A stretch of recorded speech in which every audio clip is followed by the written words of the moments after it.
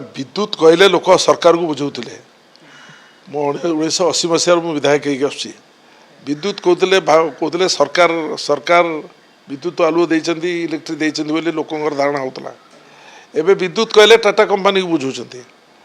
Tata company जो भाई भाव में लोक रक्त शोषण करुच्ची टाटा कंपनी जो भाई भाव में लोक गरीब लोक मान शोषण करुच्ची एवं जो स्मार्ट मीटर जो बसाऊँच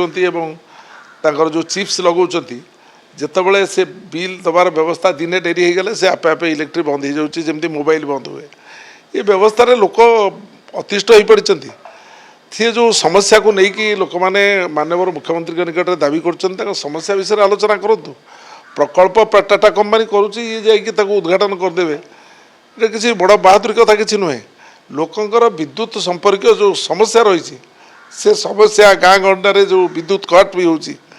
एवं द्वितीय कथा हूँ जो दिन से पैसा न दे पार नहीं आदिवासी लोकटी कि दलित लोकटी कि गरीब लोकटी कि जेकोसी वर्गर लोकटे जो दिन दे पारे से दिन तार इलेक्ट्रिक कटि जाऊँगी से पैसा जोगाड़ करके दबा पर्यंत से अंधार भीतर रोचे ये व्यवस्था अतीत केवे है जी जो सरकार को आसछंती ये तो गोटे व्यवस्था सरकार को आसबे सरकार जीवे पुणी आसबे तेणु से व्यवस्था ये जो विद्युत प्रकल्प 600 कोटी टंकार उद्घाटन किसी बहादुरी एंकर ना टाटा कंपनी आहरी अधिक शोषण करने तार कार्यक्रम चालू रखी।